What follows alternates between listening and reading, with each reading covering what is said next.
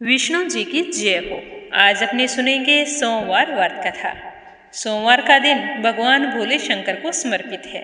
इस दिन भगवान शिव और चंद्रमा की पूजा करने का विधान शास्त्रों में बताया गया है। सोमवार के दिन व्रत रखकर विधिवत भोले शंकर की पूजा अर्चना करके व्रत कथा जरूर सुननी चाहिए। इससे महान पुण्य फलों की प्राप्ति होती है। जो भी व्यक्ति सोमवार के दिन भोले शंकर और चंद्रदेव की पूजा अर्चना करता है तो इस व्रत को करने से मानसिक कलेशों से छुटकारा मिलता है और सारी मनोकामनाएं पूर्ण होती है। जो महिला सोमवार के व्रत रखकर भगवान भोले शंकर और मां पार्वती की पूजा एक साथ करती है तो उसे पति और संतान का सुख प्राप्त होता है। भोले शंकर की पूजा सुबह जल्दी करनी चाहिए या फिर शाम को प्रदोष काल में करनी चाहिए। तो अब भगवान भोले शंकर का आशीर्वाद पाने के लिए सुनते हैं सोमवार व्रत कथा। बोलो महादेव जी की जय हो, बोलो माता पार्वती जी की जय हो। एक बार किसी नगर में एक साहूकार रहता था। उसके घर में धन की कोई कमी नहीं थी, लेकिन कोई संतान न होने के कारण वह बहुत ही दुखी रहता था।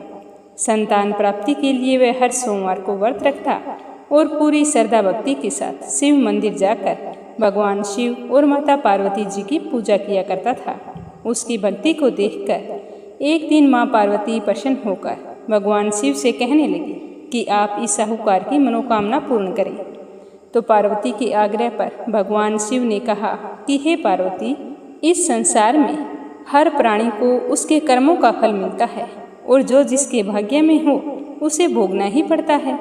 लेकिन पार्वती जी ने साहूकार की भक्ति को देखकर उसकी मनोकामना पूर्ण करने की इच्छा फिर से व्यक्त की और शिव जी से हट करने लगी कि आप साहूकार की मनोकामना पूर्ण करें। तो माता पार्वती के आग्रह पर शिव जी ने साहूकार को पुत्र प्राप्ति का वरदान दे दिया, लेकिन उन्होंने बताया कि यह बालक 12 वर्ष तक ही जीवित रहेगा। जब माता पार्वती और भगवान शिव आपस में बात कर रहे थे तो साहूकार उनकी बातें सुन रहा था, इसीलिए उसे पुत्र प्राप्ति के वरदान की ना तो खुशी हुई और ना ही दुख हुआ। वह तो पहले की भांति शिव जी की पूजा करता रहा। कुछ समय के बाद साहूकार की पत्नी ने एक बहुत ही सुंदर पुत्र को जन्म दिया। जब वह बालक 11 वर्ष का हुआ तो उसे पढ़ने के लिए काशी भेज दिया। साहूकार ने पुत्र के मामा को बुलाकर उसे बहुत सारा धन देते हुए कहा कि तुम इस बालक को काशी विद्या प्राप्ति के लिए ले जाओ। तुम लोग रास्ते में यज्ञ कराते जाना और ब्राह्मणों को भोजन करा के दक्षिणा देते हुए जाना। तो दोनों मामा भांजे इसी तरह यज्ञ कराते, ब्राह्मणों को दान दक्षिणा देते काशी नगरी निकल पड़े। इसी तरह वो एक नगर पहुँचे। सूर्यास्त होने वाला था तो मामा भांजे ने वहीं पर रात गुजारने का निश्चय किया। जिस धर्मशाला में वो रुके वहाँ पर राजा की कन्या की बारात रुकी हुई थी, लेकिन जिस राजकुमार से राजा की राजकुमारी का विवाह होने वाला था वह तो एक आंख से काना था। तो राजकुमार के पिता ने अपने पुत्र के काना होने की बात राजा से छुपाई थी।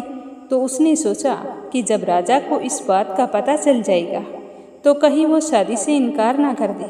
तो यह सोचते हुए उसकी नज़र साहूकार के पुत्र पर पड़ी। तो उसे देखकर वो सोचने लगा कि क्यों ना इसे दूल्हा बनाकर राजकुमारी से विवाह करवा देता हूँ। विवाह के बाद जो भी धन मिलेगा वो इसे देकर विदा कर दूंगा और राजकुमारी को अपने नगर ले जाऊंगा। तो यह बात उसने उस लड़के के मामा को बताई। तो मामा तो थोड़ा लालची था, उसने कहा ठीक है। तब उसने भांजे को दूल्हे के वस्त्र पहनाकर राजकुमारी के साथ विवाह कर दिया। पर साहूकार का पुत्र तो ईमानदार था, उसे यह बात सही नहीं लगी। इसीलिए उसने अवसर पाकर राजकुमारी के दुपट्टे पर लिख दिया कि राजकुमारी, तुम्हारा विवाह तो मेरे साथ हुआ है, लेकिन जिस राजकुमार के साथ तुम्हारी विदाई होगी वह एक आंख से काना है। मैं तो काशी पढ़ने के लिए जा रहा हूँ। जब राजकुमारी ने चुन्नी पर लिखी बातें पढ़ी तो अपने माता पिता को सारी बात बताई। तो राजा ने अपनी बेटी को सुबह विदा नहीं किया तो बारात खाली ही वापस लौट गई। दूसरी ओर साहूकार का लड़का और उसका मामा काशी पहुँच गए।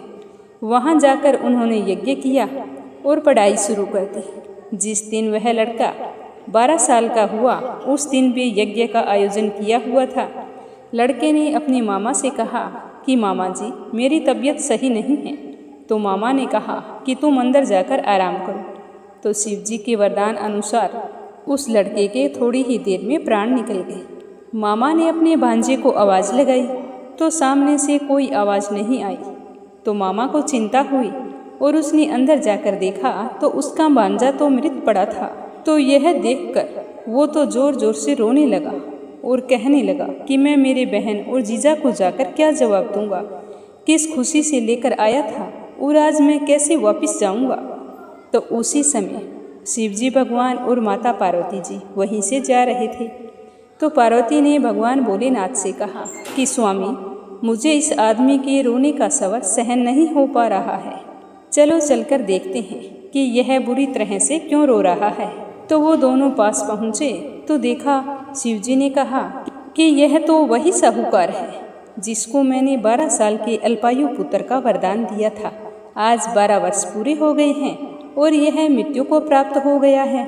लेकिन मातृभाव से विभोर माता पार्वती ने कहा कि हे महादेव, लंबी उम्र का आशीर्वाद दे। तो भगवान भोलेनाथ ने कहा कि यह संभव नहीं है, मैंने तुम्हें पहले ही कहा था। तो माता पार्वती जी कहने लगी कि नहीं भगवान, साहूकार आज भी तुम्हारे सोमवार के व्रत करता है और पूरे श्रद्धा भाव से पूजा पाठ और मंदिर जाकर दीपक जलाता है। ये तो आपको करना पड़ेगा। अगर आपने ऐसा नहीं किया तो आपको कौन मानेगा। जब इसके माँ बाप को इसके मरने की खबर मिलेगी तो वो तो तड़प तड़प कर मर जाएंगे। तो माता पार्वती के बार बार आग्रह करने पर भगवान शिव ने लड़के को जीवित होने का वरदान दे दिया।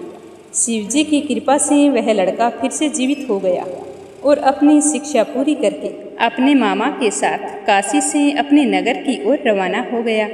दोनों चलते चलते उसी नगर में जा पहुँचे जहाँ उस लड़के का विवाह हुआ था।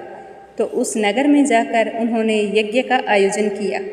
उसी समय उस नगर का राजा वहाँ से गुजर रहा था। तो उसने जैसे ही उस लड़के को देखा तो पहचान लिया और कहा कि मैं सही कह रहा हूँ, तो मेरी बेटी का विवाह आपके साथ हुआ है। तो उसने कहा, हाँ मेरे साथ हुआ था, मैं तो काशी पढ़ाई करने के लिए जा रहा था। तो यह सुनकर राजा बहुत ही प्रसन्न हुए और घर ले जाकर अपनी पुत्री को यह बधाई दी। तो अपने पति को आया देखकर राजकुमारी बहुत ही खुश हुई। तो राजा ने कुछ दिनों तक मामा भांजे को अपने पास रखा, खूब खातिरदारी की और फिर अपनी बेटी को खूब सारा दान दहेज देकर विदा कर दिया। अब मामा भांजा और राजकुमारी तीनों नगर की ओर चल पड़ी। जैसे ही नगर के नज़दीक पहुँचे तो ग्रामवासियों ने जाकर उसके माँ बाप को सूचना दी कि तुम्हारा बेटा और तुम्हारा भाई आ रहे हैं। तो साहूकार और उसकी पत्नी भूखे प्यासे रहकर अपने बेटे की प्रतीक्षा कर रहे थे।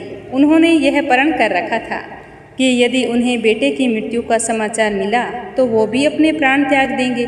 परंतु जैसे ही गांव वालों ने बेटे के जीवित होने का समाचार दिया तो वो बहुत ही प्रसन्न हुए। फिर गाजे बाजे के साथ अपने बेटे और बहू को घर लेकर आए। तो उसी रात साहूकार के स्वप्न में भगवान शिव जी ने आकर दर्शन दिए कि हे श्रेष्ठी, मैंने तेरे सोमवार के व्रत करने और व्रत कथा सुनने से प्रसन्न होकर तेरे बेटे को लंबी आयु का आशीर्वाद दिया है। इसी प्रकार जो भी कोई व्यक्ति सोमवार का व्रत करेगा और कथा सुनेगा तो उसके सारे दुख दूर होकर सारी मनोकामनाएं पूर्ण होंगी। तो यह सुनकर साहूकार बहुत ही खुश हुआ और भगवान को हाथ जोड़कर बार बार धन्यवाद करने लगा। तो भगवान भोले शंकर ऐसा कहकर अंतर्ध्यान हो गए।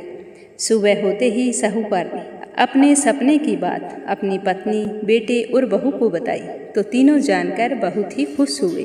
उस दिन के बाद में वे चारों सोमवार का व्रत रखने लगे और शिव मंदिर जाने लगे। बोलो भोले शंकर की जय हो।